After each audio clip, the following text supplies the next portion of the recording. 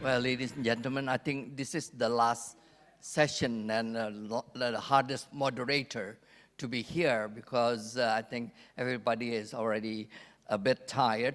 And so in this session, we will hear the latest development of APRAG members. As you know, up to now, there's 48 institutions as a member of APRAG. And we will hear today reports of 12 institutions, and I will call one by one. And I do hope that their reports is not that long because they have given the written reports. So the first one who will give the report is the Singapore International Arbitration Center, I think represented by Ms. Lim Seok Hui, please.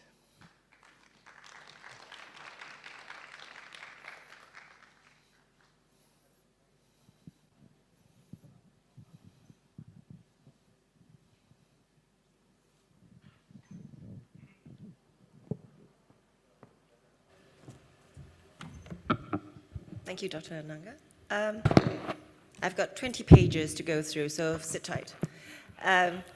But seriously, I promise to be very brief. Good afternoon, everyone. Thank you to the organizers of APRAG, and I congratulate you for a very successful conference, and thank you also for letting SIEC to be a part of it.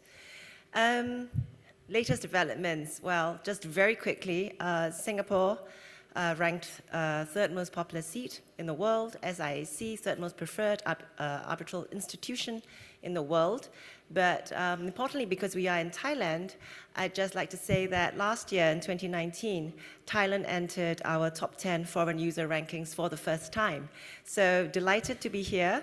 And hot off the press, we announced this morning that we signed an MOU with Chulalongkorn University to jointly develop and promote international arbitration and institutional arbitration through internship programs and SIEC modules at the university. In 2019, we held our first ever joint conference with THAC in Bangkok just a few months ago. Moving on to our Court of Arbitration, Michael Pryles is not here, but I wanted to say once again that we're indebted to him. I know he founded APRAG, and he was also the founder president of the SIEC Court of Arbitration, and we are indebted to him and to Gary Bourne, our current president, for taking SIEC to where we are today. Last year, we expanded our court from 22 to 23 members, and we added more people from the US, Europe, India, China, Indonesia, Malaysia, Korea, and the UAE, pretty much a snapshot of our key markets. In terms of initiatives, thought leadership initiatives led by our chairman, Devinder Singh, and by our president, Gary Bourne. We have the SIEC Academy and the SIEC and Institutional Arbitration module at universities, both at home and all over the world. In terms of trying to nurture and develop future generations of international arbitration experts, we're trying to do our bit with the younger practitioners through the Young SIEC group. We provide skills training for younger practitioners. We have internship programs for both students, that's one track, and the second track is for professionals, that's lawyers and other professionals. Arbitrator appointments, we're also doing our bit by trying to appoint younger practitioners where appropriate. In terms of diversity, generational, I've just mentioned, geographical, arbitrator appointments of multiple nationalities from multiple jurisdictions, and gender. In terms of gender, SIEC roughly averages now about 40% when it appoints arbitrators. It appoints about 40% female arbitrators. I was just trying to count the number of women in the SIEC Secretariat, and actually we have over half of them are counsel in the SIEC Secretariat. Our Young SIEC Committee, again, over half are women. So now finally, just to wrap up, back to our core business, case management. The scorecard for our popular procedures, emergency arbitration, still looking healthy. Our 95th case this week. Expedited procedure, early dismissal, all looking very good. Consolidation and joinder, and finally, on arbitration, mediation, arbitration. I wanted to mention this because mediation was in the spotlight last year with the signing of the Singapore Convention on Mediation in Singapore. And while it is being ratified, the arbitration, mediation, arbitration process still remains very popular with parties. 23 ARB-MED-ARB cases to date, out of 94 at the SIMC. SIAC and SIMC collaborate on this one, and many of these involve Thai parties. So with that, that ends my little report. Thank you. Thank you so much, Ms. Lee. It's quite interesting how Singapore is very active in their activities in 2019, which interests also about the training of young practitioners and young lawyers.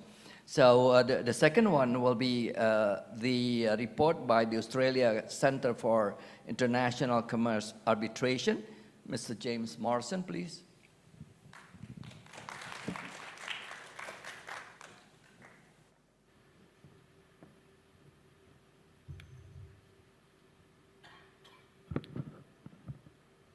Thank you very much, and thank you for hosting us at this fantastic venue and this fantastic city. I've had a great time. Personally, I'm not tired yet. I feel positively energized. As you can tell by my accent, I must be the Australian.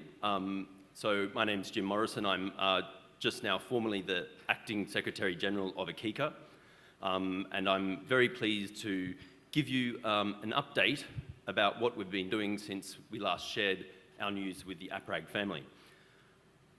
So I'm going to be very brief. It's going to be a bit like a BBC news flash, but APRAG style. So first, our leadership. We welcomed this past year the appointment of our first female president, Brenda Horrigan. She's also the first non-Australian to hold the position of president at APRAG. She has ably replaced Alex Bakic, who you may know and was instrumental in bringing ICA 2018 to Sydney. Second, our cases. Excitingly for us, in each of the last 2 years, the number of new cases filed at APRAG has more than doubled the number of new cases filed in any previous year. This is a very exciting development for us. That is important because we've been around for quite a long time. APRAG was established in 1985, so we're over 30 years old, and we're finally starting to see some real traction in attracting cases to Australia. The other interesting thing about our cases is that they're providing quite an interesting constellation of subject matters, values in dispute, and internationality. In fact, even though our caseload is and remains relatively modest compared to some of our colleagues in our APRAG family and the impressive statistics we've just heard from our good friends at SIAC, the current overall value in dispute of our cases is more than 20 billion Australian dollars, which I think is a great achievement for us, and we're very proud of this. Third, capitalising on this momentum, we're conducting a nationwide international arbitration survey in Australia. We've been reaching out to arbitrators, legal counsel, and in-house counsel to get a better picture of what is actually going on in Australia in international arbitration. It can be quite a difficult exercise. It's a big market in some senses, but it's also a small market in some senses. So we're trying to understand what the state of play is and what we can be doing better as an institution to meet the needs of our users. And finally, our rules. Consistent with any good institutional practice, we're giving them a good look over. We're currently in the process of reviewing them. We have a committee of very experienced international arbitration practitioners, both in Australia and abroad. The main areas of focus are the provisions relating to joinder, consolidation, multiple contracts and chain of contract situations. Interestingly, we're looking at introducing provisions around the use of mediation within arbitration proceedings, ARB-Med provisions, and we're also looking at the provisions around third-party funding. So that's my CNN kind of snapshot. Very grateful again for this opportunity to share our news with you, and I'm looking forward to hearing what else is happening around the traps. Thank you. Thank you, Mr. Morrison. It's quite interesting how what is reported by Mr. Morrison about the development of the cases, arbitration cases in Australia. According to him, that's double cases being forwarded to Australia.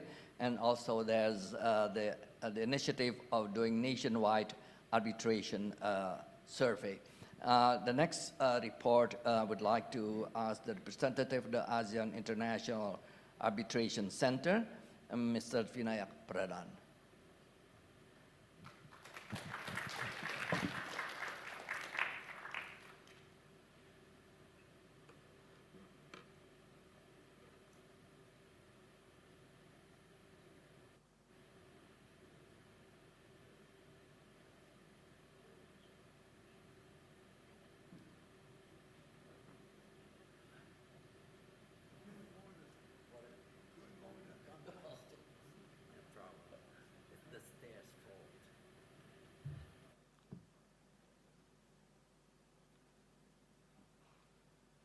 Good afternoon, Dr. Sangha, ladies and gentlemen, those who have still braved the weather to stay here at this late hour. I would start off by saying that I have a comprehensive document which sets out the AIC activities, and I would request that you take some time to read it. It's not long, but it is a nutshell piece which will tell you what we do. Amongst the things which the AIAC does are, of course, adjudications, statutory adjudications, and arbitrations. Statutory arbitrations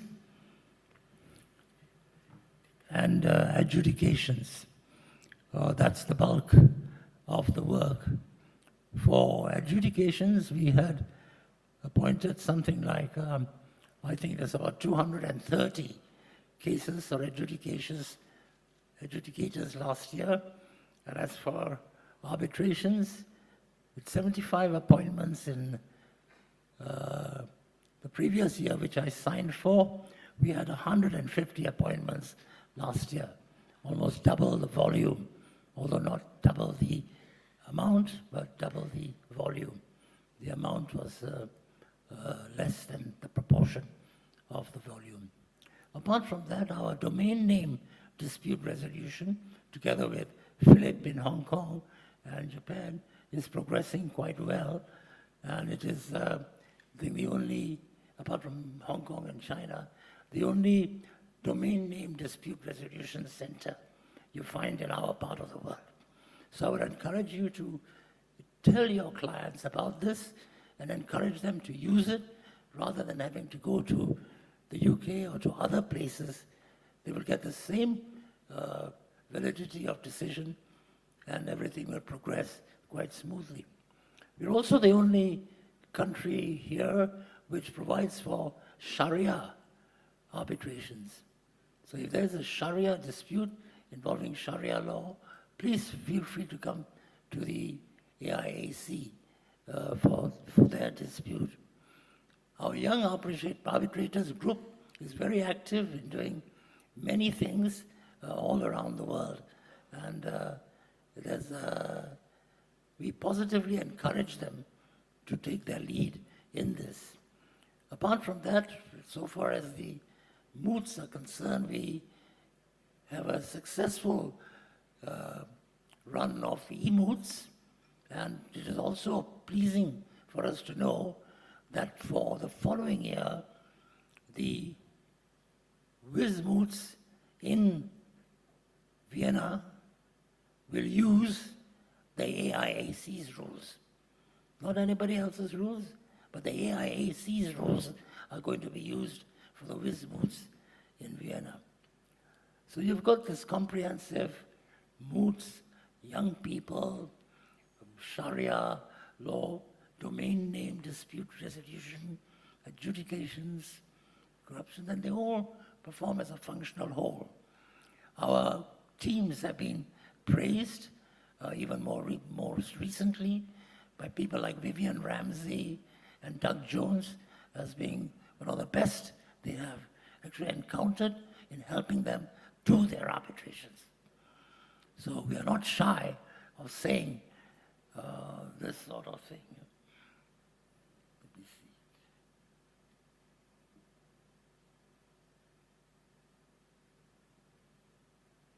As I said, there's a lot to be said, but it's in the papers. I won't take the time like the other speakers who didn't. I won't take the time to go through that, but I would encourage you to read it, and you will see some interesting statistics, including the fact that we have the GAR has recognized us as the center with the most number of rooms. GAR has recognized us as one of the cheaper centers. We are less expensive than everyone else. Read the report. It's a GAR report. And it's well known that Malaysia, particularly for your clients, is a favored sitting area for arbitrations because costs are low. The ringgit is low, hotels are low. The Majestic Hotel, which is a 5-star hotel just across from the AIAC, has room rates at 100 US or less, and that's a 5-star hotel.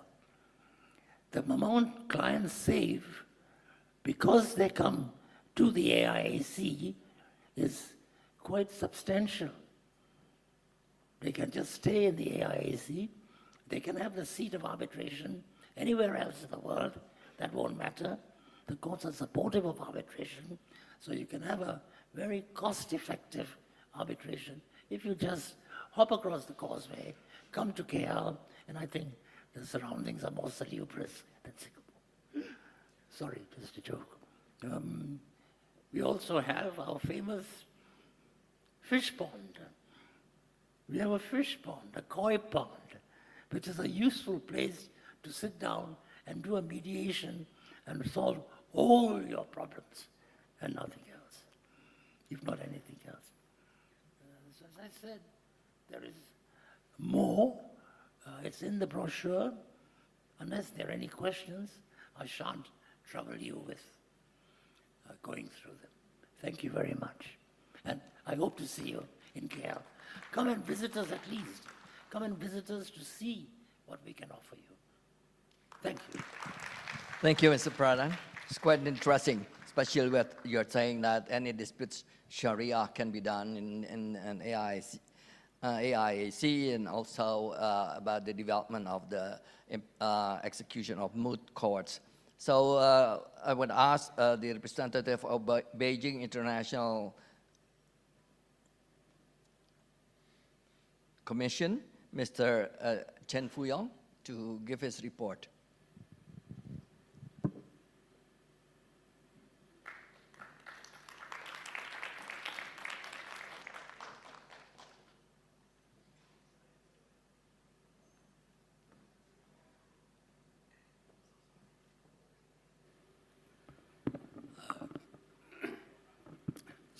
Good afternoon, ladies and gentlemen. I'm very honored to have this opportunity to update the development of BAC in arbitration, international arbitration in China. Although it's update, I still prepare my slides. It's over 30 pages, so sit tight. This time be serious. Okay, I have divided my update with 4 parts. First is an overview of arbitration in China. Second is the significant changes in the revision of BAC arbitration rules in 2015 and 2019. Third is the Chinese government's position on the reform of ISDS system. in the major innovation of BAC international investment arbitration rules.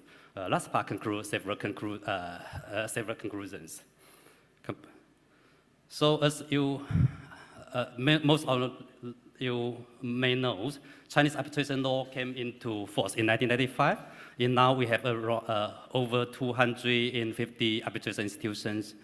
And this is the annual case load, the national annual case load over the last 10 years, and we don't have the update information in 2019. So, and basically, it's a very clear increasing trend. And this is the national amount in disputes over the last 10 years, also reached a record number in last year. And this is the national case law on foreign-related arbitration. So you may ask, what does foreign-related mean? It is international, basically, under the Chinese law. So, but one thing is different, is it's a little bit strictly than most of countries. For those foreign invested entities, was regarded as domestic cases. So for the foreign friends in these rooms, actually, you don't, the domestic cases in China also might be of interest to you. First, it could be the attorneys to represent the case. Then you also could sit as an arbitrator in the domestic cases. So in BAC, we even have domestic cases actually using English as arbitration language, because the both parties may be the foreign investment entities in China. And this is the statistics on the award being set aside. If you just look at the number, it might be high, but remember, the case law in China is over hundreds of thousands. So compared with the case law, it's extremely low. Actually, it's less than 0.5%. And this is the statistics about the non-enforcement of award. If you compare with the immense arbitration cases, the percentage is also extremely low. So this shows the substantive support of the core system with arbitration. And some statistics about BAC. So we established also in 1995, and this is the annual case load. It also a clearly increasing trend. For BAC, I do have the updated information about 2019. In 2019, we have 4,600 in 32 cases, around 38% of growth. And this is the amount in disputes. And in 2019, also reached a record high. It is around 94 billion. It is around 26% of growth. Although we're based in Beijing, we have around over 60% of cases coming from every corner of China. And this is the international cases at BAC. In last year, 2019, we have 163 international cases. It is 85% of growth. And also in the disputing parties, on the one last year, coming from over 33 countries, including Thailand, Singapore, and most of the Asian countries. And also, BAC, there are around over 400 appointments going to arbitrators without Chinese nationalities from 2005 to 2018 at BAC. And if you care about the gender distribution, generally we have around 40% of the appointments goes to female arbitrators. So I think most of them may know, in some arbitration institutions, usually only around 10% going to female arbitrators. So for the BAC arbitration, commercial arbitration rules, basically we try to make every foreign counsels to handle cases at BAC as comfortable and as familiar with they handle the cases like in Singapore, Hong Kong, or any other international arbitration centers. So the three key features of our new rules is, first one is to better enhance the international image. We have a new name called Beijing International Arbitration Center. And also, to better meet the expectations of international users, we have many improvement in the seat of arbitration, language of arbitration, applicable law, also the interim measures, emergency arbitrators, and calculation method of arbitrators' fees. So as some of you may know, in the past, if the both parties have specific agreement on the seat of arbitration or the language arbitration, it will be honored. If not, by default, the seat will be China and the language will be Chinese. But since 2015, no. So if even you don't have a specific agreement, and the arbitral tribunal may take into consideration of the specific circumstance of the cases in decide the seat of arbitration and language arbitration. So recently, we see an increasing cases using English as arbitration language, even they don't have a specific agreement on the language in the contract, because they, all the documents, actually all the correspondence are in English. Yeah. Oops.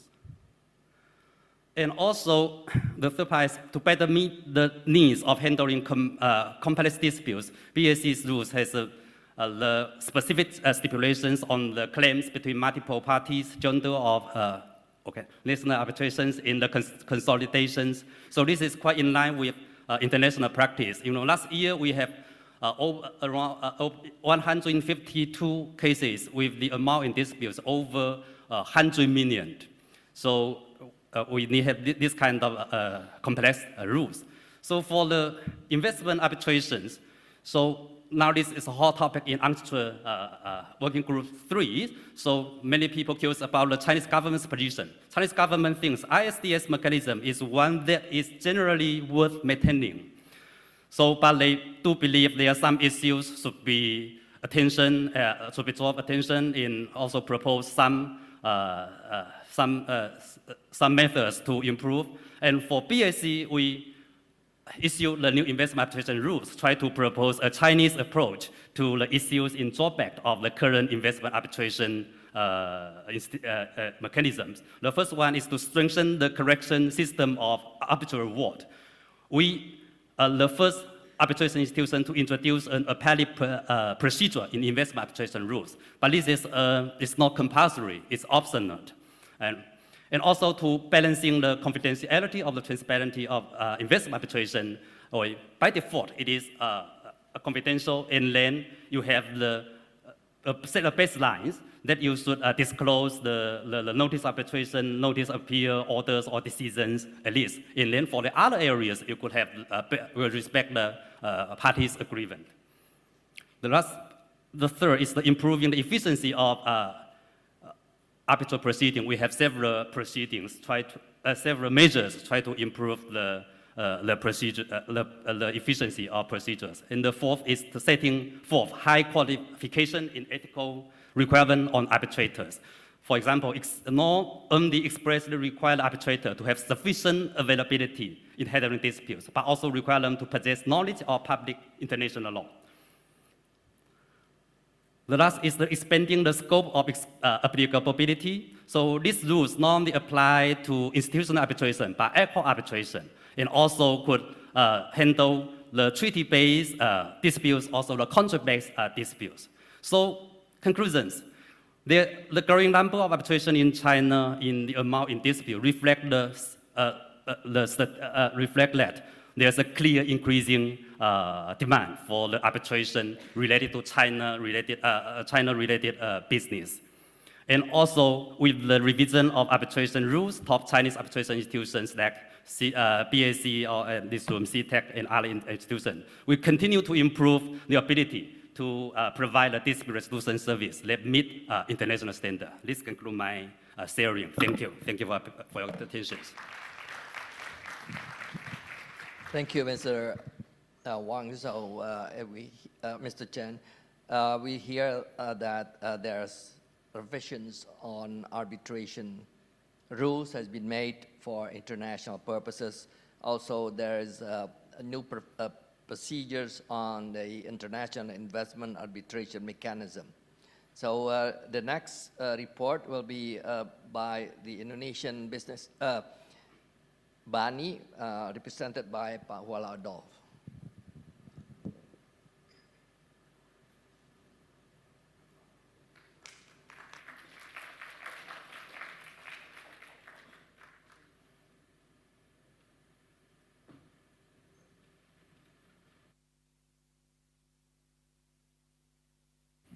Thank you, Pak Anangga, for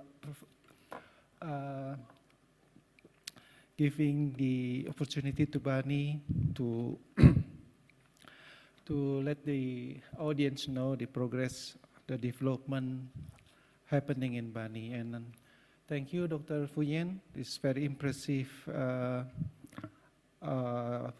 description about the BSc, and I think Bani will also learn from you concerning the rules, the new rules or enforcement, and etc. Ladies and gentlemen, I would like to inform briefly the three developments happening in Bani in the last year ago. Firstly, on the law, new laws concerning the language, the law on arbitration, and the rules of Bani. On last year, there is government regulations, law number 30 on 2019. It is very important for us because the government regulation clearly states that the language of the law, the language of the decision of the court must be in Bahasa, must be in Indonesian language. These government regulations also clearly or directly affects the rules of our arbitration, Bani arbitration. And two important provisions embodied in the government regulation states that the language of the contract must be in Bahasa Indonesia, must be in Indonesian language. And also, as I said earlier, the language of the court decision must be in English. The effect of this provision to the Bani rules, we are now revising our 2018 rules. Bani rules have been revised 3 times. The original one, published in 1977, revised in 1099, 2000, 2003, and the last one is 2018. So the new rules will be clearly states will clearly state that the language of arbitration must be in Bahasa. Although the language of the proceeding, the language of arbitration chosen or agreed by the parties may be other languages, usually English. But when the tribunal reached the award in drafting the award and rendering the award, it must be in Bahasa, in Indonesian language. Of course, it may be translated by the request of the parties, upon the request of the parties, into English. Secondly, the arbitration law number 30 of 1999. It is very interesting law because about 82 articles of the law, only 5 articles directly regulating on the international arbitration, and most of these 5 articles concerning the enforcement of foreign arbitral awards in Indonesia, and the rest, the 77 articles, concerns with the domestic arbitration, and does not clearly adopt the unsettled arbitration law. But my personal feeling, the law is reflecting the truth about arbitration, because on the first day of the tribunal proceeding or meeting, the arbitration tribunal is required or is encouraged to reach the settlement of the dispute by peaceful means among the parties. The requirements of the peaceful settlement of dispute is there. So it's not clear, it is not litigative proceeding in nature concerning arbitration in Indonesia. We encourage the settlement of peaceful dispute, and this is the beauty of arbitration in Indonesia. And third, the review on rules, as I mentioned earlier. Why we are doing this? Because as I said earlier, the government regulation 2099 encouraged us, forced us actually to revise our rules because of the language requirement of the court decisions, and also the other rules which we made it new in the 2018 concerning the term of reference. The previous rules, the term of reference is optional. It depends upon the agreement of the parties and also the decision of the arbitration tribunal whether they would like to have the term of reference in the proceeding.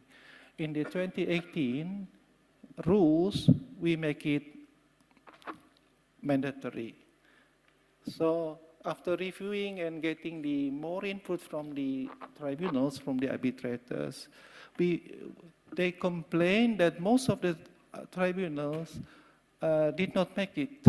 So this has become a problem because the rule said it is a mandatory, but the arbitration tribunal find the difficulties, especially to reach the agreement between the parties and the arbitration tribunal because they have to sign it together.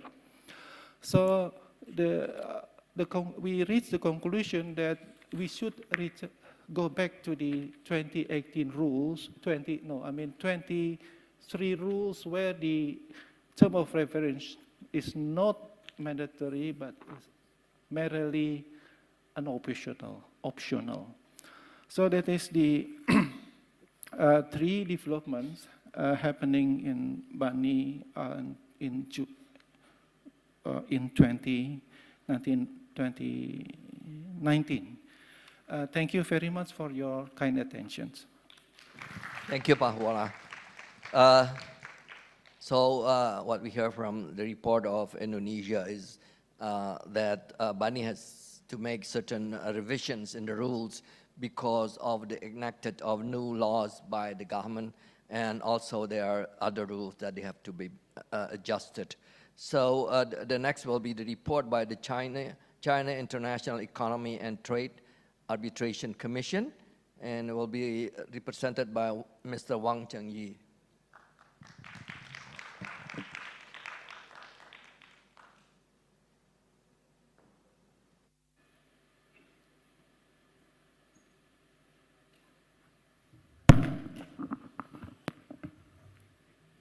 《尊敬的主席、各位同仁、各位朋友，大家下午好。我用中文说，我的同事帮我翻译。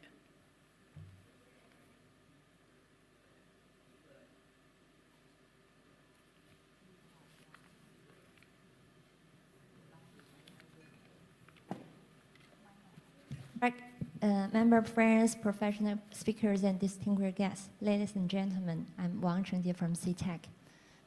很高兴有机会啊，介绍一下猫仲的相关情况。猫仲成立1956年，60多年来，我们审理了以涉外案件为主的近4万多件上市案件，案件当事人遍布世界100多个国家和地区，而且仲裁裁决得到了世界范围内的广泛承认和执行。 And I'm glad to introduce some information about CTEC. And CTEC was set up in 1956, and it has handled over 40,000 cases, among which were mainly foreign-related in the past 60 years. And the parties involved cover more than 100 countries and regions. The award had gained recognition and enforcement around the world.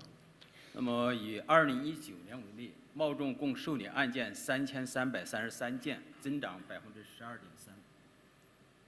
In 2019, CTEC accepted a total of 3,333 cases. 其中涉外案件是617件，增长18.2%。这里面包括有方当事人都是境外当事人的国际案件66件，增长83.3%。 And among these cases, including 617 foreign-related ones, each with the growth rate of about 13% and 18%. Among these cases, there were 66 with both parties coming from abroad, up by 83% than last year. 那么案件争议标的达到了1220亿。The disputed amount of this case totaled 122 billion yuan, up by 20%. 那么这是在2018年，在中国255家仲裁机构，我们争议标的占1/7的基础上，再一次突破历史新高。And we have also break the history in 2018 because we totally amounting the 100 billion, accounting 1/7 of the whole amount from the 255 institutions in national. 那么我们2019年案件当事人来自于世界72个国家或地区，也是创了历史新高。And there is another breakthrough that the parties involved in the disputes come from 22 countries and regions in 2019. 那么冒众仲裁的特点，我想应该首先是我们始终保持仲裁规则的先进性。And the first character of CTAC is the advanced arbitration rules. 一方面是体现出对当事人意思自治的充分的尊重，另一方面体现是对仲裁庭独立裁决案件的尊重。And it can show the respect to the autonomy by parties and the independence of the tribunal. 那么当事人可以约定语言、约定法律、约定地点等等，只要法律不禁止的。And the parties can reach an agreement on applicable law, language, place of our hearing, the seat of arbitration, extra, in addition to the mandatory provisions of the law. 那么在冒众仲裁庭审理案件方式也非常灵活，它可以使用在英美法系线下的对抗式的这种审理方式，也可以适用在大陆法系线下的这种纠问式的审判方式。And the style for the hearings can also be flexibly decided by the inquisitorial pattern and the adversary one based on the need of the case by the tribunal. 那么我们一切以当事人的需要为导向，我们现行的规则规定了多份合同仲裁，规定了合并仲裁，规定了引进第三人制度，也规定了紧急仲裁制度等等一些做法。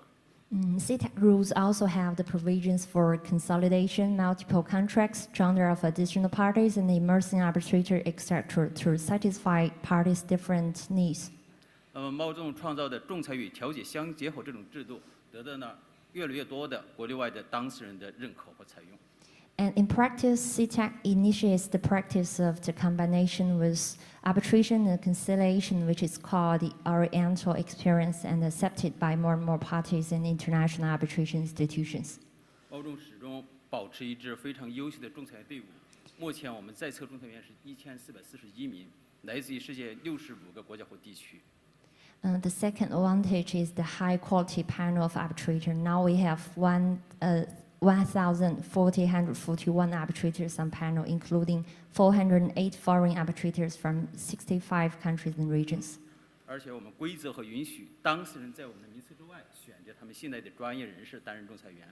And we also allow parties to nominate arbitrator outside the panel to meet their demands. 那么冒众仲裁还有一个非常重要的特点是典型的机构仲裁，我们有一支非常优秀的秘书队伍服务于仲裁庭。And the third one is our excellent case manager team because of the institutional arbitration. 我们为每一个仲裁庭配备一位秘书，由于他们专业的帮助仲裁庭组织仲裁程序，所以说保证了冒众仲裁案件的高效。And each case is designated a case manager to provide efficient service to the tribunal, which plays an important role in the perfection of the arbitration proceedings.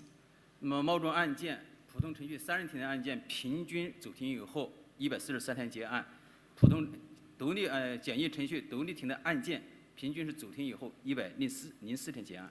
The time period of case conclusion is about 143 days for the tribunal, consisting of 3 arbitrators, and about 104 days for the sole arbitrator tribunal.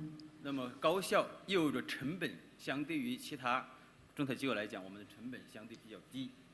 And that also means the lower cost of CTAC arbitration than other institutions. 冒众案件的应该审理中平等的对待中外当事人。我们的统计基本来讲是胜败诉中外双方当事人是50%至50%。And according to our statistics, then the half and half for the CTAC. 这几年来，我们涉及到泰方当事人的案件共有20来件。那么我们统计，其中有12件是泰方当事人胜诉，剩下的基本上是以和解方式结案。And we have more than 20 cases related to the Thailand parties, and among them, 12 cases were good is for Thailand, and the other remaining cases are just for the conciliation. 另外，我们为提供便利的这种仲裁服务，我们在中国全国有12个分支机构。另外，在境外，在香港有仲裁中心，在维也纳有我们的欧洲仲裁中心，在温哥华有我们的北美仲裁中心。And for the convenience of the parties, CTAC has set up 12 subcommissions at mainland China and also have other strong points in Hong Kong, Canada, and Vienna. 而且我们不但满足当事人多元争议解决需要，从2000年开始，我们就设立了域名争议解决中心，开启了网上争议的实践。2008年出台了网上仲裁规则，这应该是世界上最早的仲裁规则，网上仲裁规则。We also set up the Center of Disputes of Domain Name and issued the special master rules for the disputes in 2008. And this is the first time for the domain name or online arbitration cases. 2017年，我们还颁布了国际投资争端仲裁规则，这是世界上第3部投资仲裁规则。And there is the third investment arbitrations around the world that we also issued the special investment arbitration rules in 2017. 为此，我们还聘请了19位投资领域专家做我们的仲裁员，这里面有58位来自36个国家和地区，国际化程度是相当高。And we also employed 58 foreign arbitrators from 36 countries and regions out of total 79 arbitrators as investment arbitration panel. 我们2017年在国际上还率先就第三方资助作为机构来说颁布了相关的指引。And we also issued some guidelines for the third funding parties. 2018年，我们专门成立调解中心，为当事人提供另外一种争议解决服务，满足不同的需要。And we also set up the mediation center for satisfying the demands of different parties. 另外，我们还做了大量的培养仲裁法律人才、推广仲裁法律制度的工作，比如说我们每年1度的中国仲裁周以及贸仲杯比赛。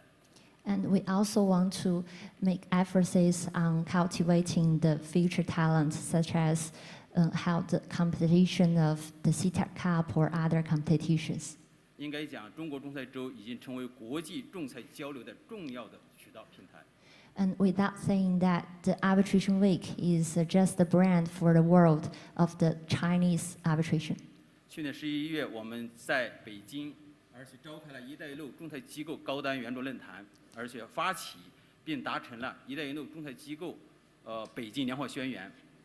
And we also initiated the joint declaration combining 30 international institutions engaging to jointly improve the construction of the Belt and Road and economic globalization in last year November.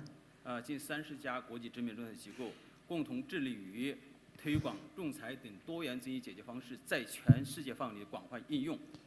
And we want to improve the widely application of the joint declaration or the BRI during around the world. 贸仲致力于与我们国际仲裁界、法律界的朋友一起，为中外的当事人提供独立、公正、高效的法律仲裁争议解决服务。来促进国际经贸的健康发展。And CTAC also would like to dedicate itself as well as cooperate to its views of arbitration and law to improve the wide application of international arbitration and the stable and healthy improvement of the world economy and trade. 谢谢大家。Thank you. Thank you, Mr. Wang Jingji. So we hear how the development by Sarc, there's some revisions being done. There's the development of qualified arbitrators the opening of subcommissions domestically and the opening of offices in outside China. So the next report will be by the Chinese Arbitration Association Taipei. Mr. Jeffrey Low, please.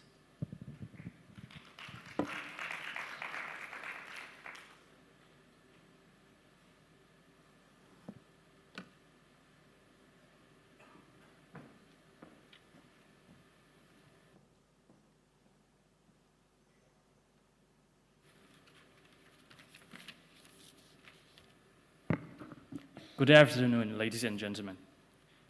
My name is Jeffrey Low. I'm legal counsel of CAA and the CAI. It's a real pleasure to be here to share some recent developments of the CAA. And I'm aware that I only have 9 minutes, so I shall do it swiftly.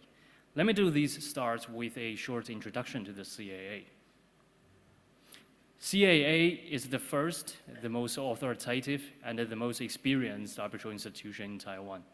Since 1955, it has been providing high-quality dispute resolution services to the parties, and it has contributed to the economic development of Taiwan.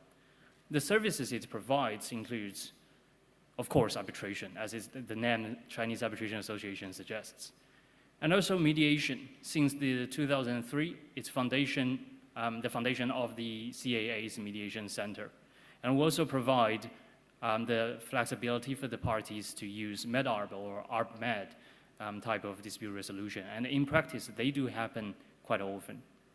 Training and education. We provide training and education to arbitrators, mediators, judges, and lawyers, as well as the general public who is interested in alternative dispute resolution. And they are quite popular in Taiwan and around the area.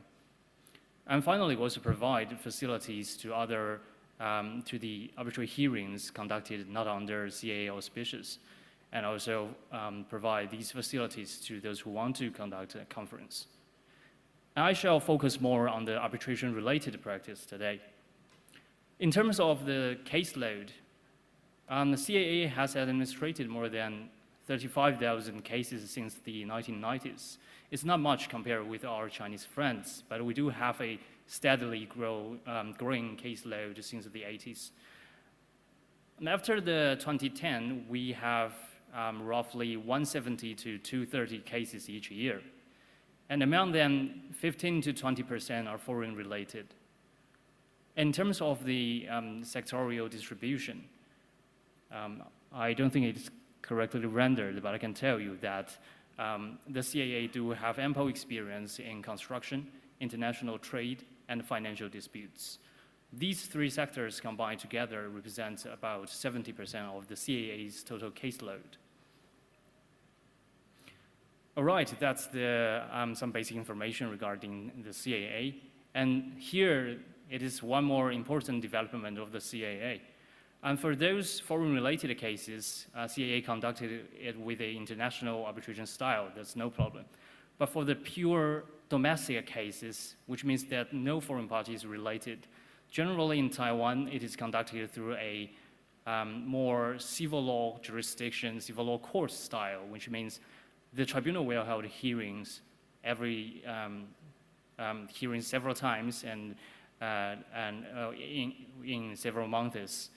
And in simple cases, there might be all right, but for more complicated cases, it will cause problems and reduce the efficiency. So last year, CAA introduced a CMC guideline into the domestic practice. This CMC guideline promotes the use of the case management conference and other techniques in case management that is familiar in international commercial arbitration. We wish to, by introduce of these new guidelines, to bridge the gap between the international practice and those domestic practices. And this guideline is officially introduced to the Taiwanese legal community as well as the court system in last November. You may see from this picture, it is a joint workshop between the CAA and the Ministry of Justice. We are conducting a model CMC.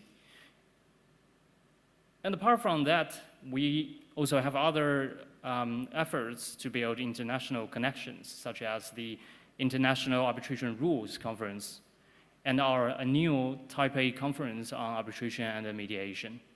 But the most important development in the last 2 years is the establishment. Here it goes. It's the establishment of the CAA International Arbitration Center. This center is the first overseas branch of the CAA, and it is established as a response to the growing demand for international dispute resolution services from Taiwanese business sectors, as well as from the Asia-Pacific region. The center was incorporated in Hong Kong in 2018, and it is specialized in international commercial arbitration. For that purpose, it has its own set of rules, which reflects the state-of-art standards. It also has its own list of arbitrators, which is diversified and it consists of prominent practitioners all across the world. The CAAI arbitration is conducted under the administration of the Secretariat, and the quality is ensured by its Court of Arbitration. Apart from these factors, of course, CAAI has the full support of the CAA, with a 64 years experience in administrating cases, especially related to the Chinese-speaking parties or the Greater China area. That's definitely an asset for the CAA arbitration. Also, the hearing facility in Taipei provides the flexibility to the parties to choose another venue for conducting their hearing if that's more convenient for them. And here, I'm glad to announce that within less than 1 year of its establishment, CAAI has already received its first case. This case involves a Taiwanese party and a foreign party. It also involves emergency arbitration proceedings. So the Schedule 1 of the CAAI rules applied. And in this case, with the cooperation between the Secretariat and the Court of Arbitration, an emergency arbitrator was appointed in 24 hours after the receiving of the emergency arbitration applications. And 2 hearings were conducted through telephone conference. It also, although it involves complicated applicable issues, but the final determination was rendered on the 16th day since the appointment of the arbitrators. Of course, that's with the agreement of the parties to extend the 15 days limitation stipulated by the CAAI rules. And with that case, we believe it demonstrated the efficiency and the professionality of the CAAI arbitration. And of course, we wish to have more of this kind of cases. All right, that's pretty much all. And some final words. With the establishment of the CAAI, our aspiration is not only to bring the international arbitration to Taiwan, but also to bring Taiwan to the international arbitration, to bring Taiwanese arbitrators, Taiwanese parties, as well as Taiwanese councils to the international arbitration community, to make the community stronger and to make the pie bigger and prosper together. Thank you very much for your attention. Thank you, Mr. Low. So that's the report of CAA, including the establishment of CAA International Arbitration and the introduction of the model CMC. There are still 5 institutions have to give reports, and I think due to the limitation of time, I do hope that each report could be as quickly as possible. The next one will be the report by the Hong Kong International Arbitration Commission, represented by Ms. Sarah Grimmer. Please.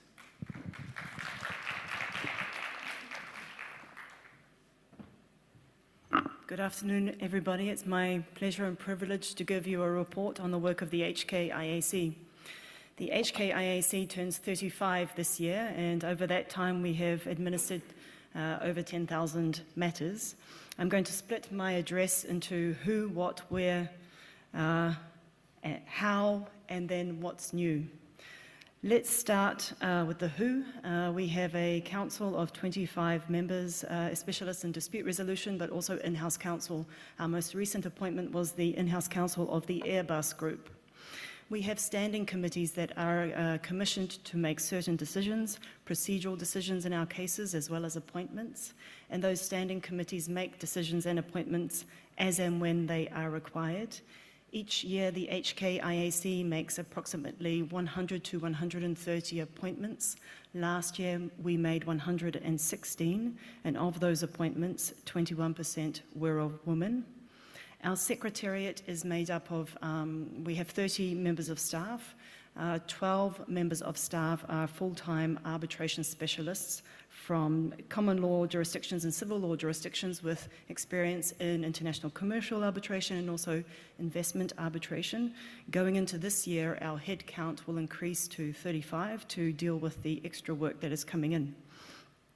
We also maintain a panel of arbitrators and a list of arbitrators. The panel is 700 plus strong and the list is about 150. Every quarter we examine applications to those, the panel and the list. We have specialist lists in respect of intellectual property disputes and also financial services disputes, and we have a list of emergency arbitrators. Those lists are available to the public, so if you are looking for an arbitrator, you can consult those databases and find profiles of arbitrators from all over the world with a variety of specializations. Okay, so that is the who. Let's move to the what. Last year, we had 503 matters come to the HKIAC. Those were arbitrations, mediations, adjudications, and domain name dispute resolution matters. 308 of those matters were arbitrations. Approximately 75% of our arbitrations are international. We have a large showing of mainland Chinese parties in our cases. We are also starting to see some Belt and Road disputes come through, and all of those involve ASEAN counterparties. In 2018, HKIAC was requested to administer investment treaty cases. So we administered 2 cases under 2 different investment treaties. One was seated in Hong Kong and one was seated outside of Hong Kong. We provided our services under the UNCITRAL arbitration rules. Those rules we have been working under since 1985. The total amount of dispute across all of our cases in our quantified cases in 2018 was $6.7 billion. We are participating in the UNCITRAL Working Group 3 working group sessions on ISDS reform. We are also participating in the UNCITRAL Working Group 2 sessions that is looking at expedited proceedings under the UNCITRAL arbitration rules. HKIAC is one of the institutions that have expedited proceedings under our rules, is able to contribute well to those discussions. In respect of Belt and Road disputes, we have an ongoing program whereby we visit different jurisdictions where we know that there is a lot of outbound Chinese investment, and we are holding seminars and workshops with respect to dispute resolution options that are relevant to the Belt and Road, and we will be visiting Thailand this year under that scheme. Okay, so that is the what. That's what's keeping us busy. I would also just add one thing that is particular to HKIAC, and that is that within our secretariat, we make tribunal secretary appointments from the lawyers at our secretariat. And last year, there were 12 such appointments, so approximately 1 per month. What about the how? How are we doing our work? We revised our rules in 2018, and those rules are popular. Probably the most popular provisions under our rules are the expedited proceedings, fast-track proceedings. We also have a suite of complex provisions providing for multi-party, multi-contract situations, and those provide a clear roadmap for parties to navigate procedural issues around those kinds of disputes, therefore saving parties time and cost. We also have an early determination procedure. We have provisions for third-party funding, which has just become lawful in Hong Kong. And we have emergency arbitrator provisions. The working ethos within the Secretariat of the HKIAC is that cases are number one, and we have strict internal time limits by which all of our staff work on their cases. Where? HKIAC has its headquarters in Hong Kong, of course, and if you've had the pleasure of coming to our hearing facilities, you will know that they are very beautiful. We have magnificent views over Victoria Harbour where you can, if you're not paying attention to the hearing, you can watch helicopters pass beneath you and a lot of natural light coming in. We also have offices in Shanghai and in Seoul where we have full-time staff. Last year we held hearings in Vienna, in Seoul, in Shanghai and in Hong Kong. And our hearings in Seoul, with the very generous support of the Seoul IDRC, were held in an investment treaty arbitration, and they were held at no cost. We are very grateful to our friends in Seoul for that gesture. What's new? In 2019, HKIAC was recognized as a qualified institution under Russian law to administer certain types of disputes. This is most important in respect of corporate disputes. And we have, since that granting of permission, seen, we know that we have been included in many Russian clauses, and we've started to see some of the cases come through. In order to be ready for that work, we have also appointed a Russian scholar and arbitrator to our council, and we have employed a Russian lawyer on our staff. And finally, as you have already heard today, we are one of the qualified institutions under the interim measures arrangement between the PRC and Hong Kong, under which parties that seat their arbitration in Hong Kong and have it administered by HKIAC, amongst other institutions, have access to the PRC courts with respect to interim measures, specifically preservation orders over assets and interim measures with respect to conduct and evidence. We have received 13 applications under the arrangement, 2 of which were made before it even came into force. Those applications have implicated 7 different mainland Chinese courts. All of the applications, bar 1, have been for the preservation of assets. We know about the outcome of 4 applications, and those concern preservation orders covering 1.7 billion RMB worth of assets, which is the equivalent of $243 million US. Thank you very much. Thank you so much, Ms. Grammer. So we hear about the activities of HKIAC, where there's a lot of new activities, and also there's new things that being done by them. So the next report will be by the Japan Commercial Arbitration Association, represented by Mr. Hiroko Nihei, please. Sorry, Miss Hiroko.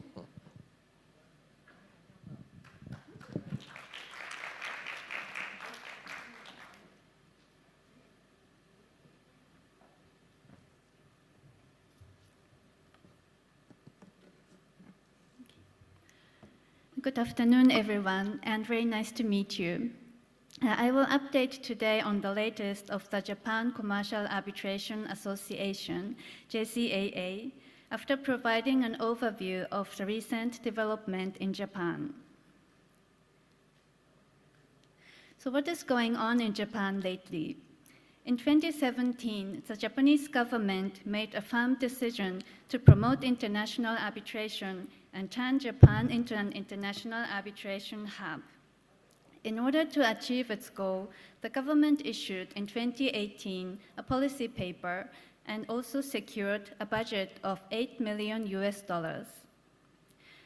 One of the 4 pillars of the policy paper was to provide world-class hearing facilities in Japan in order to allay the concerns among arbitration practitioners for the lack of a specialized local venue. In May 2018, the Japan International Dispute Resolution Center, JIDRC, opened its first hearing facility in Osaka. Another hearing facility in Tokyo is currently under construction and is expected to be opened in March this year.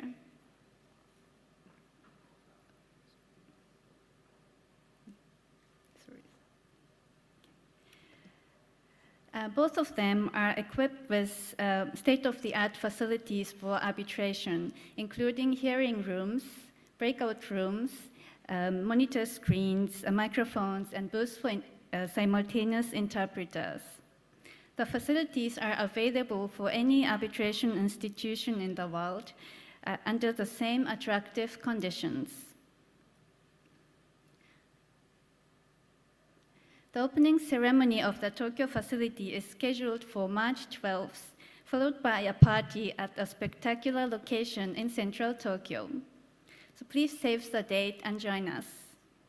For the details of JIDRC, please refer to this brochure, which I believe you have at hand. So against this backdrop, I'd like to introduce the JCAA.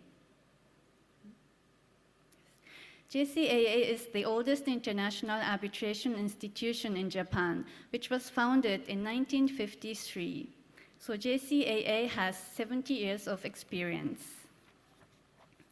Since 2018, JCAA has been pushing forward reforms to promote JCAA arbitration through providing more user-friendly services.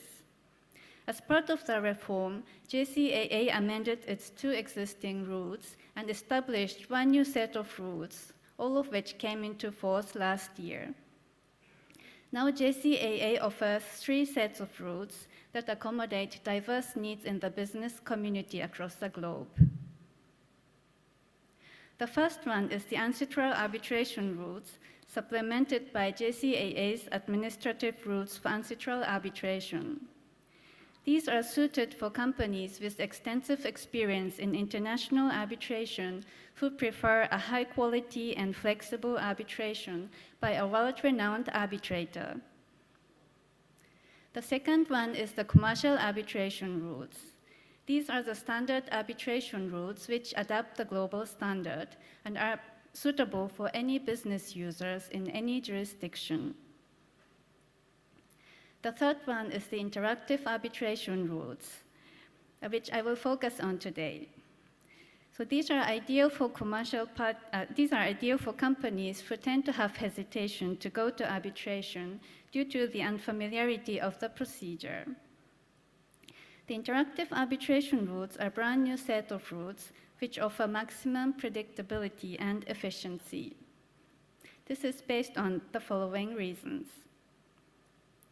The interactive arbitration rules reflect the voices from the business community.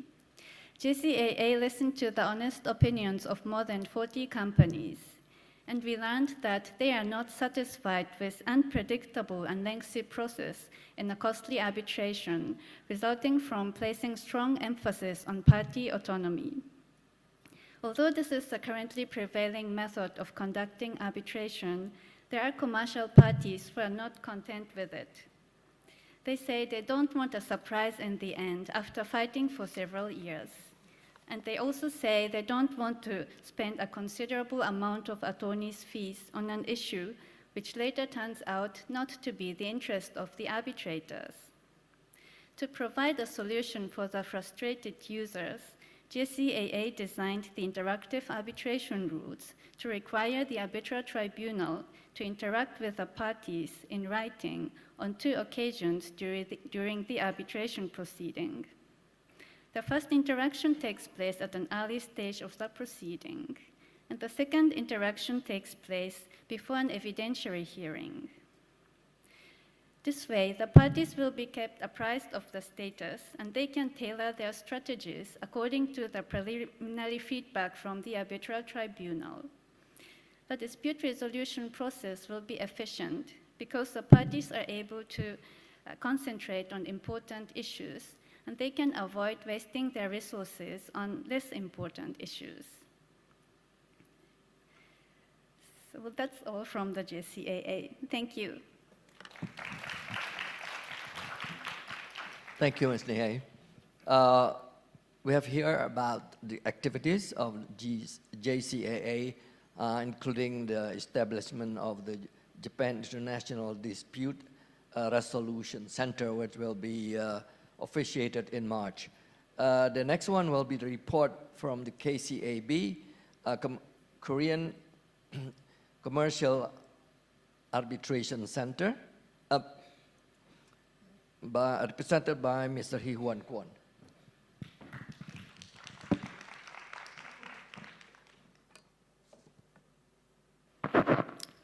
Good afternoon, ladies and gentlemen, old friends, new friends. I'm Hee-Hwan Kwon, Director of Korean Commercial Arbitration Board, KCAB International.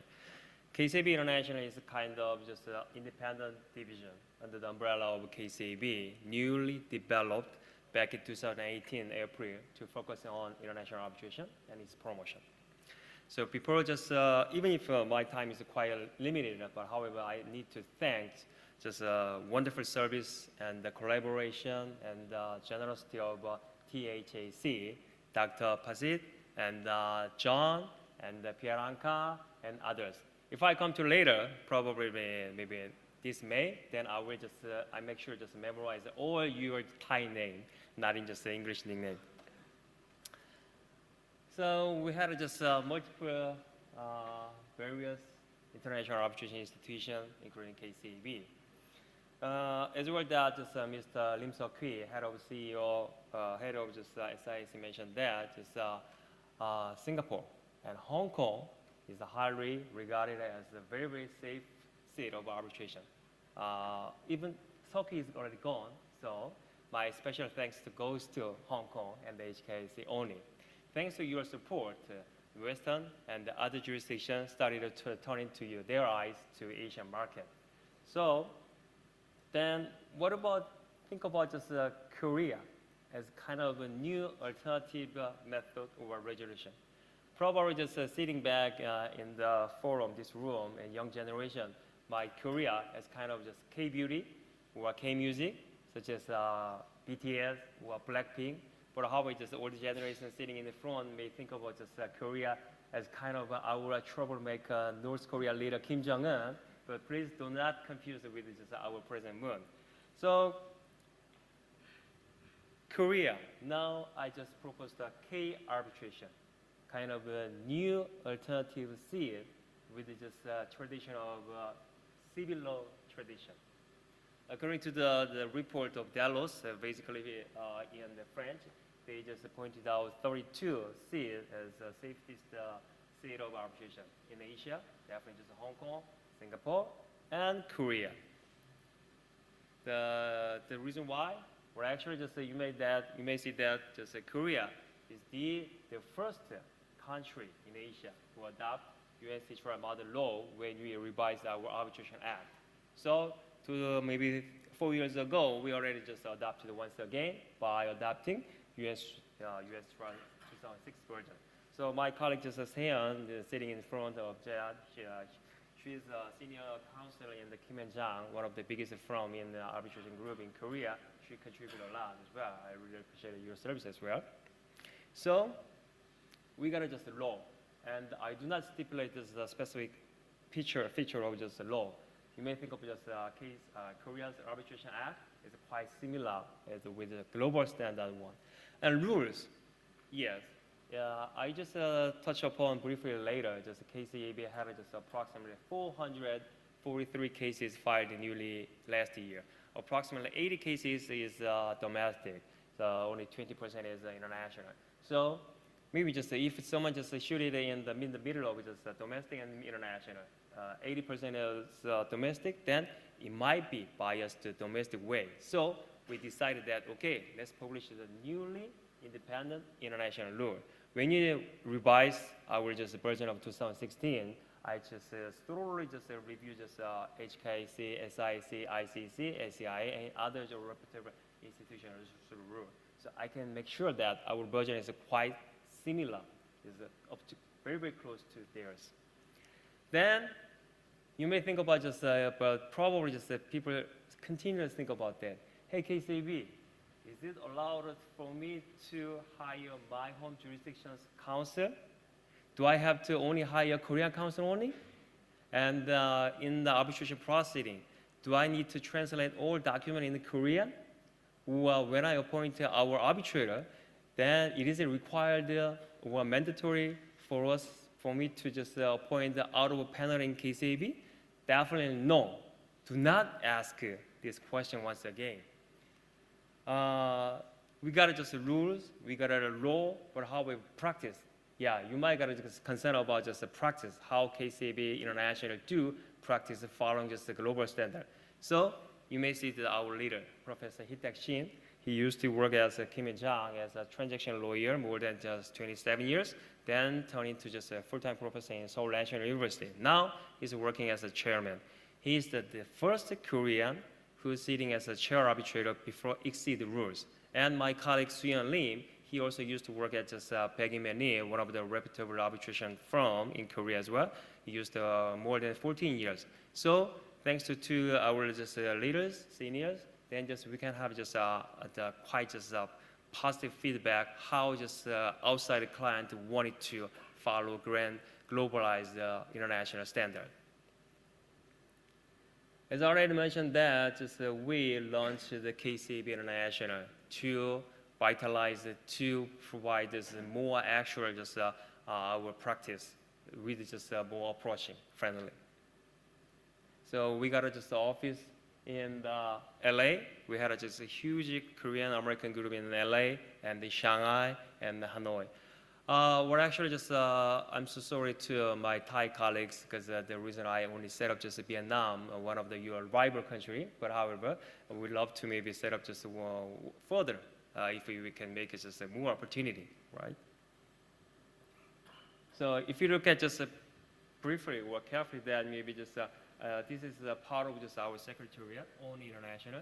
You may see that just most of them is qualified non-Korean lawyer. Only few of them is a Korean lawyer. That's why you wanted to just provide this from the perspective of foreign users, not as Korean users.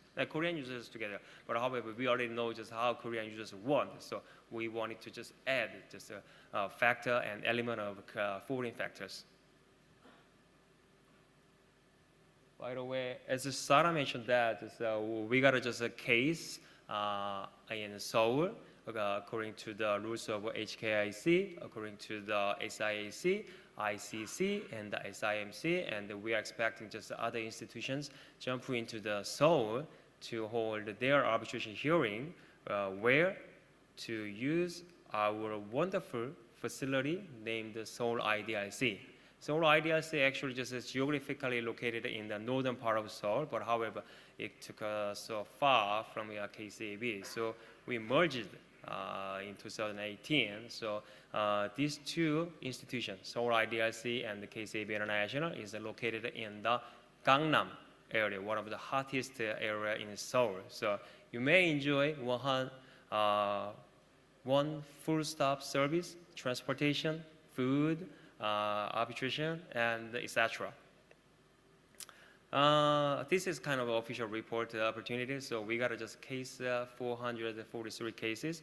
Thankfully, our international cases slightly goes up, and I hope maybe this year we got just a new higher record as well. But in here, I would like to say that kind of a more cooperation among Asian institutions probably just create more value in favor of ourselves. So I would like to see you in Bangkok once again, probably this May in the Thai Arbitration Day, or November 5th and 6th. There will be the 9th ADR conference, that is a flagship event of KCAB, jointly hosted by UNSTRA, ICC, Ministry of Justice. Also, together with next week, FDI Global Round. KCAB has been designated kind of organizer to run regional round of FDI mood for many, many years. This year, we are succeeded to host the global FDI round first, the first global round in Asia. So if you are interested in, please come to Seoul. My boss always saying that seeing is believing. Thank you. Thank you, Mr. Kon, for the report of KCAB, and the next one will be the report by the SAARC Arbitration Council, Islamabad, represented by Mr. Saidullah Jalali. Please.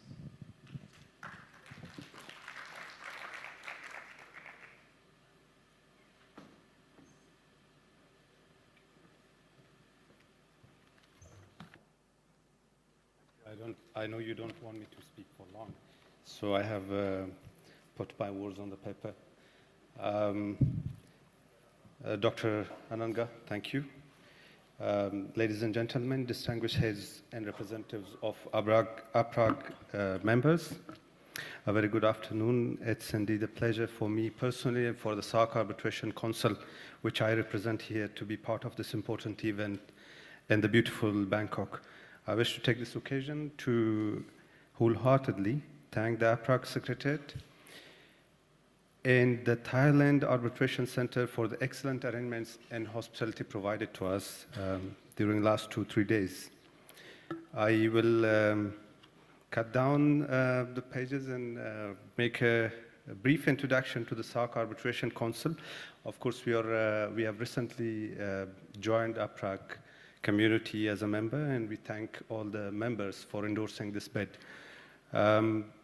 Sarc Arbitration Council is one of the specialized bodies of the South Asian Association for Regional Cooperation, comprising of Afghanistan, Bangladesh, Bhutan, India, Maldives, Nepal, Pakistan, and Sri Lanka. The concept was initially discussed during 24th session of the Council of Ministers of Sarc, and the agreement for establishment of the council was signed by the 13th Sarc Summit in Bangladesh. The Secretariat, however, became functional in late 2010 in Islamabad.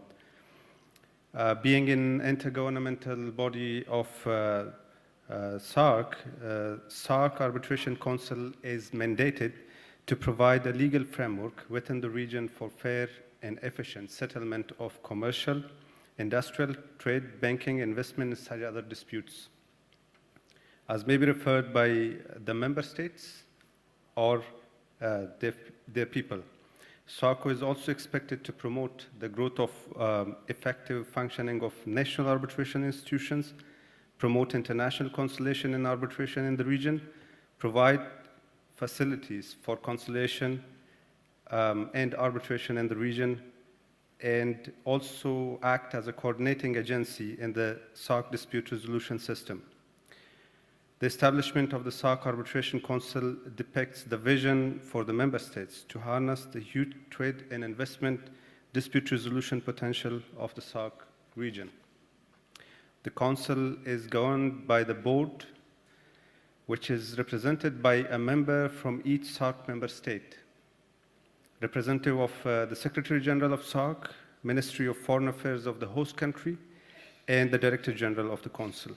It's indeed the highest policy-making body, which meets up at least once a year to lay down the policy guidelines, observe program of activities and budget of the Council, and recommend the same to upper Sarc bodies. The decisions are made anonymously. The Director General is a nominee of a Sarc member state and is appointed for a period of 3 years with the approval of all other Sarc member states. He or she is the Chief Executive Officer and working under the supervision of the Governing Board. Director General is appointed on rotation based on the principle of alphabetical order, starting with the host country. The Director General is supported by a team of professionals recruited from the region through a merit-based selection process, and the General Service staff recruited from the host country. Since its establishment, the Council has embarked upon to pursue the objectives mandated by the member countries. The Council has created viable working relationship with national arbitration institutions in the region and apex trade bodies of Sarc member states, and is also organizing and coordinating ADR activities in South Asia, especially related to arbitration. The Council maintains a list of arbitrators, which consists of professional arbitrators nominated by member states, who perform independently of their national nomination when engaged for an arbitral proceeding. The Council is robustly pursuing the objective of promoting arbitration and conciliation through dissemination seminars, workshops, trainings, sponsorships, publications, and technical outreach activities in the Sarc region. SARC is also working with other Sarc bodies in relevant areas to strengthen the Sarc ADR regime and act as an advisory body capacity in the Sarc agreements. It has conducted dispute resolution proceedings, published and circulates ADR-related information and activities, and is making efforts to further develop and strengthen the connectivity and synergy between the national arbitral institutions and the dispute resolution system of the Sarc member states. We have witnessed a realization from the judiciaries of the Sarc member states to minimize interference in the arbitral procedures conducted and enforced within the Sarc region. This is a positive trend and a welcome change for arbitration and trading community, as it has acted as a confidence-building measure which will result in more foreign direct investment being done in the region and other positive impacts. The recent developments in the legislation and the latest judgment by the superior judiciaries of the Sarc member states are a testimony to this. Several notable developments on the ADR front have been taken place across the Sarc region. Mainly, Bhutan recently launched a National Arbitration Center, Bhutan Alternative Dispute Resolution Center. The Law Minister of Bangladesh acknowledged that the government is considering the idea of incorporating ADR clause in all trade and commerce-related agreements. And the Indian Parliament passed 2 arbitration-related legislations, the New Delhi International Arbitration Center Act 2019 and Arbitration and Conciliation Amendment Act 2019. Maldives signed the United Nations Convention on the Recognition and Enforcement of the Arbitral Awards, the New York Convention, and other Sarc member states are considering amendments in their existing laws and trying to adopt improved ADR legislations. The number of indigenous and foreign arbitral institutions has also increased significantly in the Sarc region. With the influx of several arbitral institutions in the region, SARCO's role as per the mandate vested to it becomes critical in ensuring that it appropriately assists these institutions in realizing their true potential and achieving the purpose for which they were established. To carry out its objectives, SARCO has developed its own arbitration and conciliation rules, which are modeled around the UNCITRAL model law and are updated regularly. As a final remark, I have to admit that the future of international commercial arbitration in South Asia and Asia Pacific is bright, and continuation of our collective efforts in this regard shall bear fruit sooner than later. The efforts of the Asia Pacific Arbitration Group and its members are pleasant testament to this. As I mentioned earlier, SARCO is committed and will remain committed to promoting and facilitating international arbitration and conciliation. And collectively, we can overcome the challenges ahead. With this, I once again wish to thank APRAG and colleagues from the Thailand Arbitration Center for organizing this successful event and commend their commitments and valuable contribution. Thank you. Thank you, Mr. Jalali, for the report of SARCO.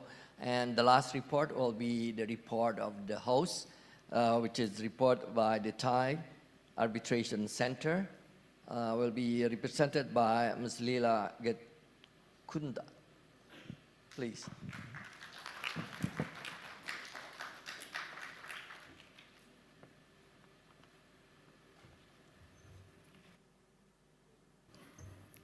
Good afternoon, everyone. I am Leela Getkunda, the legal counsel of THAC.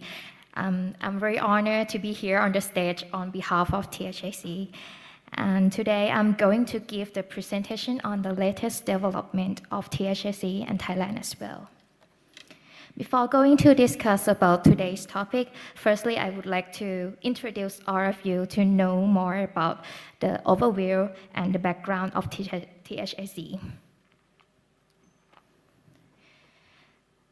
As we are a very new organization, THAC has been established since 2015, but we started to provide the arbitration and mediation services since 2017, not only for cross-border disputes, but also domestic disputes. The overview of THAC, scope of THAC ADR services. For arbitration, THAC provides the procedural framework for dispute resolution by arbitration. We have separated rules for regular arbitration cases and small claims disputes, which have the sum of dispute not exceeding 35 million Thai baht. At present, THSC panel of arbitrators are consisted of 163 members. All of them are the experts from different sectors. 95 of them, of our arbitrators, are foreigners, and 68 are Thai.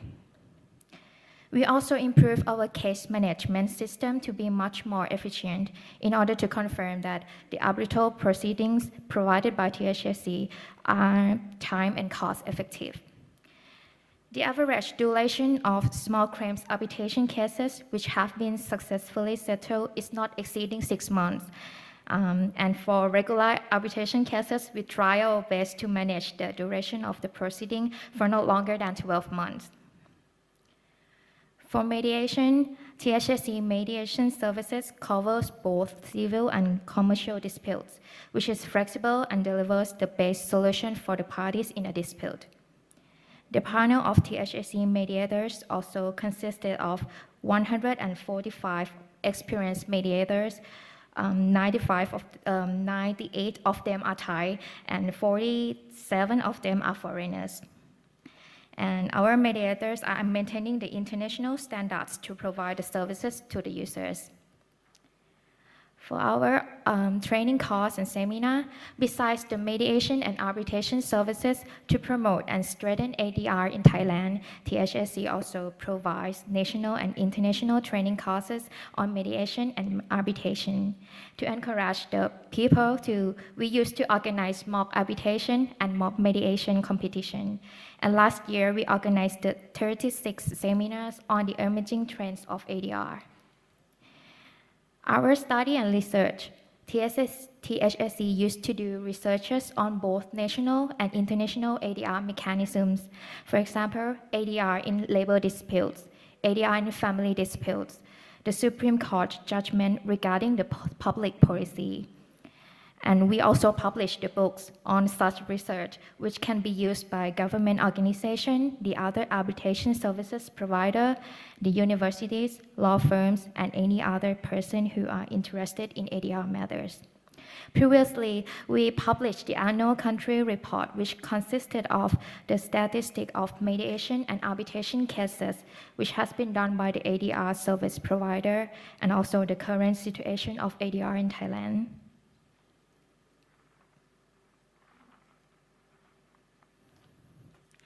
As you can see from this slide presentation, as you know that we are like very new organization, you can see that we have 31 of arbitration cases with a total amount of around 69 billion baht, Thailand baht. Okay.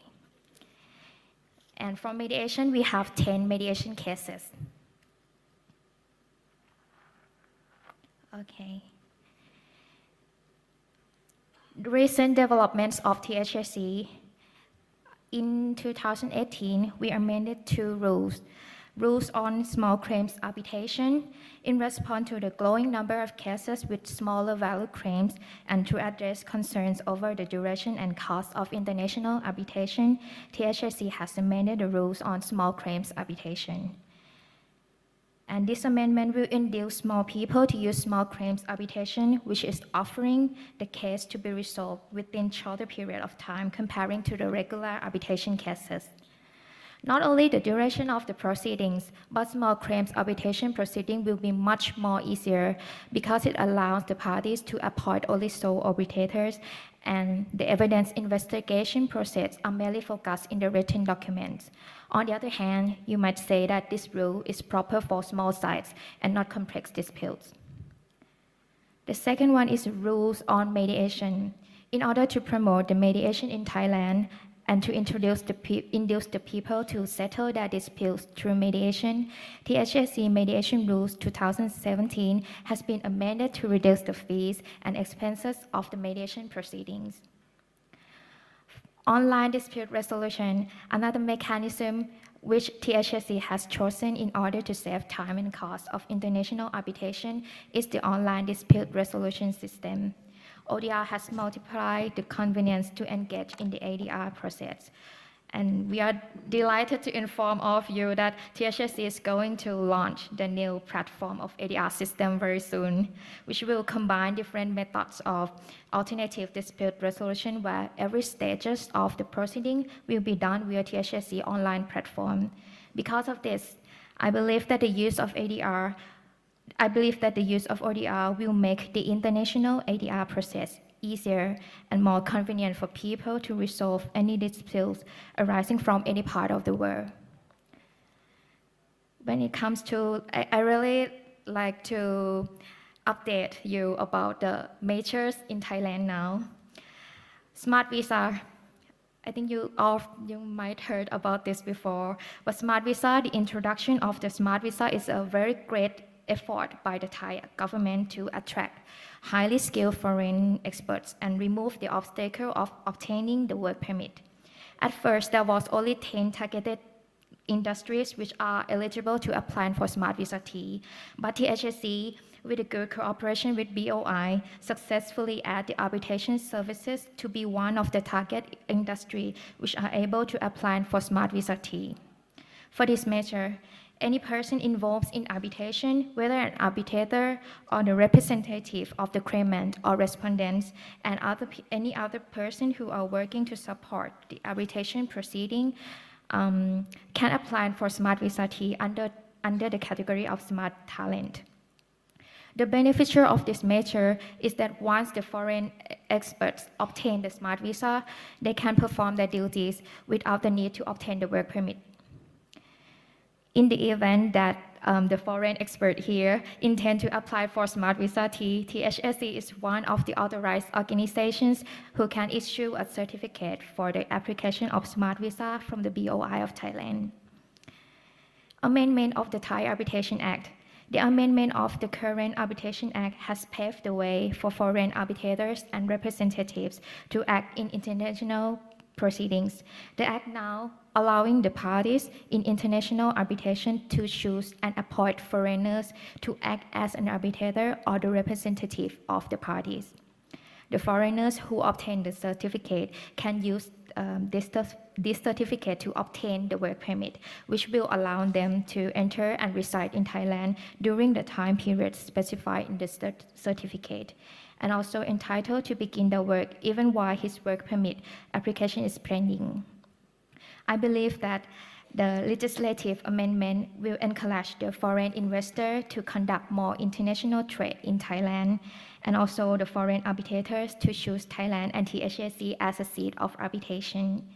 In order to accomplish the objectives of this Oversight Act, THSC, as one of the organizations who has the authority to issue the certificate under this act, will try our best to facilitate the foreign arbitrators or representatives of the parties to obtain the certificate in easier way.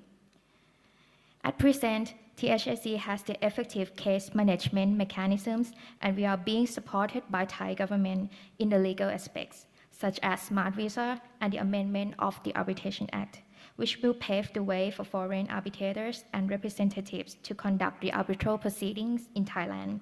And THSC is ready to provide you the best services for arbitration and mediation.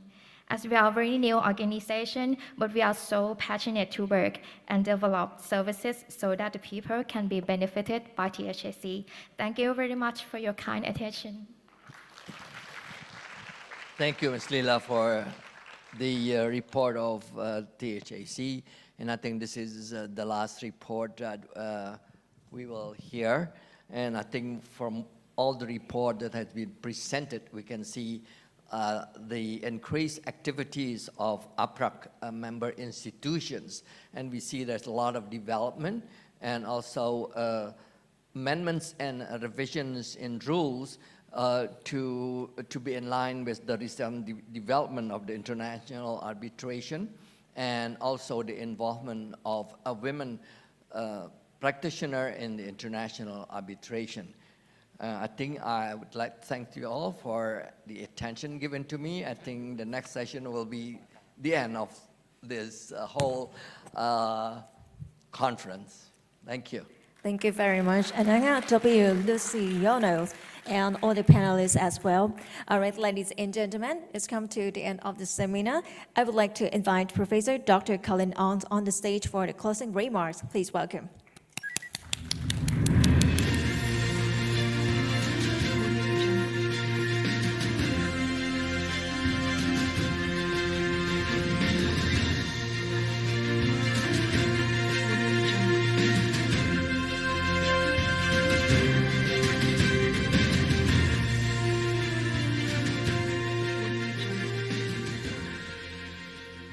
Dr. Pasit Asawa Watanapon, Managing Director of the Thailand Arbitration Center and new President of APRAG.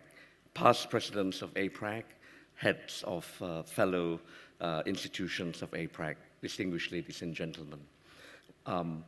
It's a great pleasure, and with sadness, I have to draw the conference to an end. Before I do so, I'd like to highlight some of the gems that we have gained over the last 2 days. And indeed, we have learned a lot over the last 2 days from all the leading practitioners coming from all over the world. We've had arbitrators, lawyers, arbitration practitioners, professors, and most importantly, in-house counsel, and two of the representatives of the world's leading arbitral institutions, the ICC and the HIAC. So we have gained a lot from the various interventions as well that has been made. But let me just try to tease out some of the few nuggets of wisdom that we might be able to take away. So artificial intelligence in arbitration. We'll all be glad to know that robots and algorithms and Autobots will not take away our lunch, but we have to be careful as lawyers. We have to up our game, and the way we practice law will have to be slightly different. But obviously, we will always be having to learn new skills ourselves and keep in touch with new developments. Now, we've also heard about the perceived challenges from the international commercial courts, notably the rise of the China International Commercial Courts, the Singapore International Commercial Courts, and obviously we have Dubai International Commercial Courts. But we've learned that the perceived threats are actually not all doom and gloom, and in actual fact, we can collaborate and cooperate because there'll always be a place for international arbitration. With the New York Convention in place, we have over 160 countries that would recognize awards, but it'll take quite a while for commercial court judgments to be enforced in different countries. We've also heard about the Singapore Mediation Convention and how mediation and arbitration each has a separate complementary role for each other. And that ties in with what we heard in the last session about perennial problems faced by civil and common law lawyers, and the interesting note of advice that we had from in-house counsel, that in-house counsel sometimes look at things in a very different way. It's not just a question of winning or losing, but it's a question of preserving long-term relationships. We've learned about various challenges made to arbitrators and how lawyers who are on the challenge are getting more innovative, and what we need to look out for, what new laws should be implemented in our various sister organizations and APRAG. So those are but a few of the gems that we have gained. And international gatherings like this are very important because we share not just our wisdom and experiences with each other, but our friendship. And it is something to strive towards, because by working together, we can make the pie a lot bigger for the Asia-Pacific region. So there's no threat to local registered practitioners, and if they work with well-established international arbitration specialists, both can gain and both can grow the pie. So I would very much like to thank, first of all, the sponsors who have made this conference, APRAG Conference 2020, possible. Very much like to thank the THAC Working Committee who've put the conference committee who've put this conference together.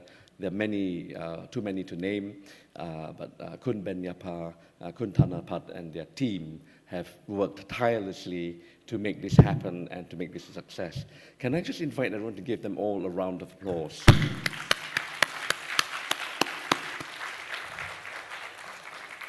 Now, last but not least, it's the most important people that we have to thank are yourselves, the participants. Your attendance, your input, your interventions have made the panel sessions lively, interactive, and fun. And I very hope that all of you, especially the foreign guests, will have safe travels home. And I hope you will all maintain the friendships that you have forged over the last 2 days. I do not wish to keep you here any longer. Ladies and gentlemen, thank you very much.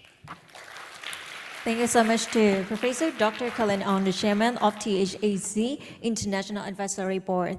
All right, ladies and gentlemen, I would like to say thank you to you all as well for joining us for the conference for 2 days already. And big thank you to our sponsors for PTT, PTTEP, Tiliki and Gibbons, Herbert Smith Freehills, APRAG and Thailand Arbitration Center.